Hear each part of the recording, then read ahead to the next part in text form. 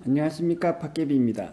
이번 영상에서는 한국 환경에서의 수학 공부 방법에 대해서 설명을 드리겠습니다. 특히 고등학생들을 1차적 대상으로 해서 어떻게 해야지 효과적으로 수학을 공부할 수 있는지를 설명을 드리고, 그 다음에 추가적으로 대학교, 더 나아가서 일반적으로 수학을 공부하기 위한 효과적인 방법을 설명을 드리겠습니다. 다른 영상에서도 마찬가지입니다만 공부 방법에 대해서 여러 다른 설명들을 여러분들이 여기저기서 찾아볼 수 있을 겁니다. 그럼에도 불구하고 제가 공부 방법에 대해서 설명하는 영상을 만드는 것은 여러 가지로 볼 때 가장 100점짜리 공부 방법은 아닐지 모르더라도 충분히 95점 이상의 공부 방법은 될 정도로 신뢰할 만한 공부 방법이라고 제 나름대로는 충분히 검증을 하고 설명을 드리는 것입니다. 자, 곧바로 들어가서 한국에서 수학 공부를 하는 고등학생들을 기준으로 할 때 수학을 공부하는 효과적인 방법은 최소한 두 가지가 필요합니다. 첫째는 수학 문제집을 하나 정해서 그 문제집을 반복해서 푸는 것이죠. 그래서 그 문제집 안에 있는 모든 문제에 대한 풀이법을 완벽하게 외우는 것입니다. 여기서 초점은 뭐냐면 세 권의 문제집을 가지고 이 문제집도 많이 풀고 저 문제집도 많이 풀고 이 문제집도 많이 풀어서, 예를 들면 두 번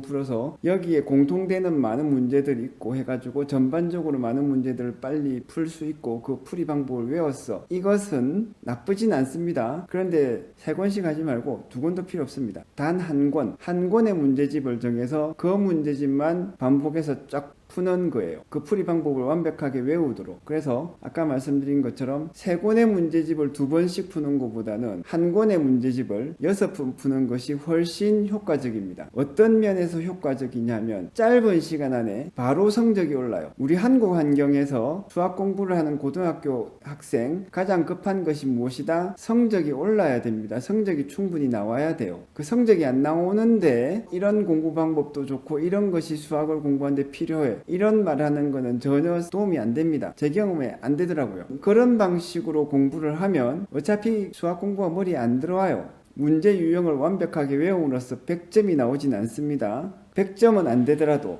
90점 정도가 나옵니다. 예전에 그 대학 입시 문제가 훨씬 어렵고 1년에 매년 만점자가 잘 안 나오던 그 시절에는 풀어서 문제 유형을 충분히 외웠을 때는 80점, 85점 정도가 나왔던 것 같아요. 완벽하게 나오는, 항상 보장이 되는 점수죠. 근데 지금처럼 불수능이니 해서 수능을 기준으로 했을 때 수학 시험이 쉽다 이렇게 되면 90점 가까이도 보장이 될 겁니다. 일단 그것을 달성을 해야 됩니다. 이렇게 되면 어떤 문제집을 골라서 반복해서 풀 거냐가 다음 과제가 될 텐데, 답은 간단해요. 여러분 학교에서 선생님이 교재로 택하는 그 문제집을 푸십시오. 추가적인 다른 문제집 살 필요가 전혀 없습니다. 그냥 우연히 손에 걸리는 그 문제집을 풀어도 됩니다. 그런데 가능하면은 수업 시간에 선생님이 학교에서 사용하는 문제집, 혹은 수학 학원을 다닌다, 수학 학원에서 정해서 공부하는 문제집, 그 문제집도 괜찮습니다. 사실상 뭐 이것저것 공부해보면 문제집마다 문제 유형들이 거의 비슷하거든요. 그래서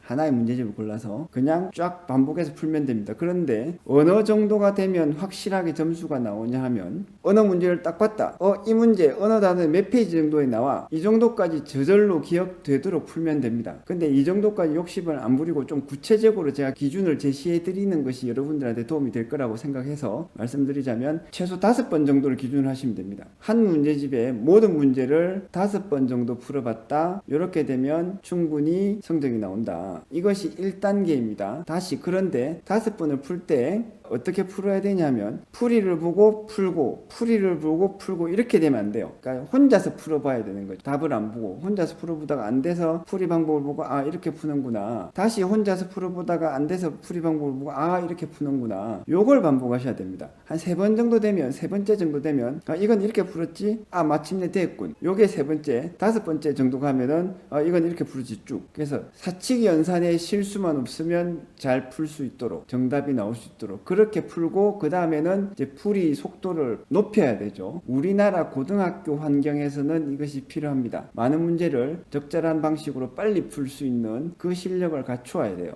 여러분들이 혹시 제가 영어 공부 방법에 대해서 설명드리는 영상을 보셨으면 쫙 외우라고 말씀을 드렸는데 수학 공부 방법도 비슷하죠? 그런데 영어는 문단을 쫙 외우면 정말 모든 것이 해결됩니다, 여러분. 적어도 고등학교 영어 시험과 관련해서는 정말 모든 것이 해결되거든요. 아무것도 설명을 안 들어도 괜찮아요. 정말 많은 것이 해결이 되는데 수학은 다릅니다. 수학 문제 유형을 충분히 반복 풀이해서 외운 다음에 그렇게 되면 90점 정도가 나오는데 조금 문제가 어려우면 85점까지 나오지 않을까 싶어요. 여기에는 조금 착오가 있을 수 있습니다. 하여튼 당장에 그 성적이 나옵니다. 그 성적이 나오는데 수학을 공부하는 목적은 논리적 사고력과 수학적 지식을 얻기 위한 것이거든요. 요것은 원래 수학 교과서 앞에 머리말에 주로 쓰여 있습니다. 수학을 공부하는 목적은. 비교하자면 영어를 공부하는 목적은 영어를 읽고 쓰고 듣고 말하는 능력을 1차적으로 고르고 그 다음에 부차적으로 영어권의 외국 문화에 대한 이해를 높이는 것이 필요해요. 그런데 영어 공부에서는 영어를 읽고 쓰고 듣고 말하는 능력이 거의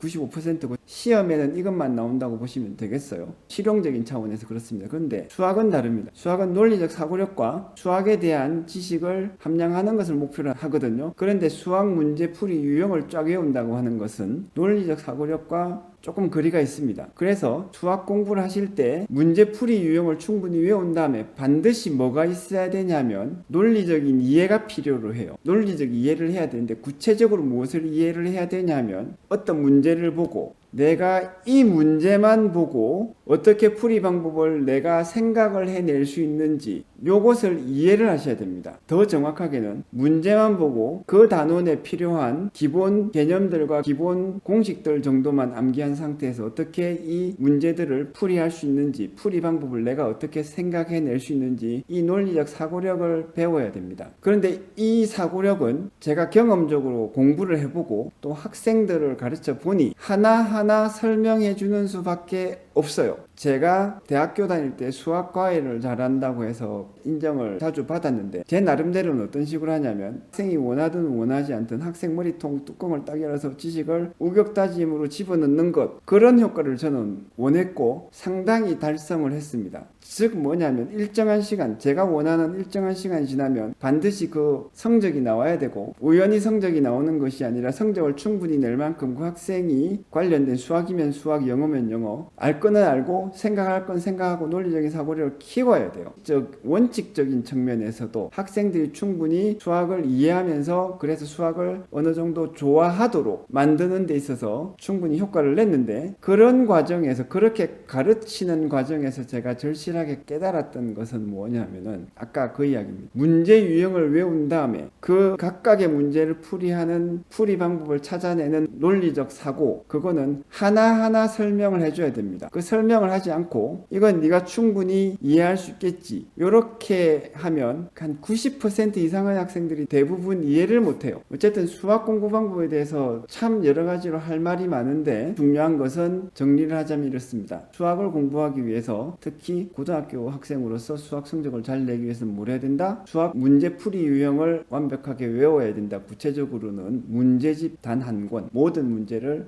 머뭇거림 없이 쫙쫙쫙 풀 수 있도록 문제만 딱 보면 짜자자작 풀이를 항상 스스로 할 수 있도록 그렇게 외우시면 되고 구체적으로는 아까 말씀드렸죠. 최소 5번을 처음부터 끝까지 쫙 반복해서 풀어보시면 된다. 그 다음에 조금 더 효율적으로 하려면 집합 명제는 쉬우니까 3번 정도만 풀어보시면 될 겁니다. 그 다음에 다항식부터 어려워지죠. 어려운 단원부터는 어떻게 하냐면 3단원을 한번 쭉 풀어요. 그 다음에 4단원으로 넘어가서 모든 문제를 한번 쭉 풀어봅니다. 그 다음에 다시 3단원을 쭉 풀어보고 4단원을 풀죠. 그 다음에 5단원을 풀어요. 다시 3단원 풀고 4단원, 5단원, 6단원 이런 식으로 반복 풀이를 해서 진도를 나가시면 조금 더 효과적입니다. 조금 더 빨리 빠른 시간 내에 일단 성적이 오르는 거죠. 어차피 성적이 오를 거라면 하루라도 빨리 오르는 게 나을 겁니다. 그렇지 않습니까? 고등학교 학생으로서는. 그 다음에 여러분들이 고등학생이 아니라고 하더라도 문제풀이를 충분히 해야지 수학은 이해를 할 수 있죠. 그 다음에는 아까 말씀드린 것처럼 두 번째로 이 문제풀이와 관련된 논리적으로 생각해야 되는 사고방식들 이 부분에서는 무엇을 왜 생각해야 되고 내가 문제만 보고 풀이 방법을 어떤 식으로 찾아낼 수 있는지 요거 하나하나 설명을 들어야 되는데 그 설명은 다른 걸로 대체가 안 됩니다. 그래서 제 채널에 수학 영상이 많은 거예요. 그 설명을 괜찮은 과외 선생님 잘 만나서 하나하나 설명을 못 들으면 영원히 모릅니다, 여러분. 그래서 혼자서 공부하실 경우에 누군가 설명을 해줘야 되는데 우리나라 모든 학생들이 그것을 사교육으로 대체를 할 수 없으니 제 채널에서 하나씩 설명을 해 나가고 있는 거예요. 근데 그걸 과외하듯이 제가 문제 하나하나씩 연결을 해서 설명을 못 드리고 영상 제작에 워낙 시간과 노력이 많이 들다 보니 그런 문제가 있어서 정말 죄송스럽습니다만 그 점은 참고를 하십시오. 일단은 이번 영상에서는 한국 환경에서의 수학 공부 방법에 대해서 이 정도로 말씀을 드리고 추가적인 설명은 다음 영상에서 말씀을 드리겠습니다. 감사합니다.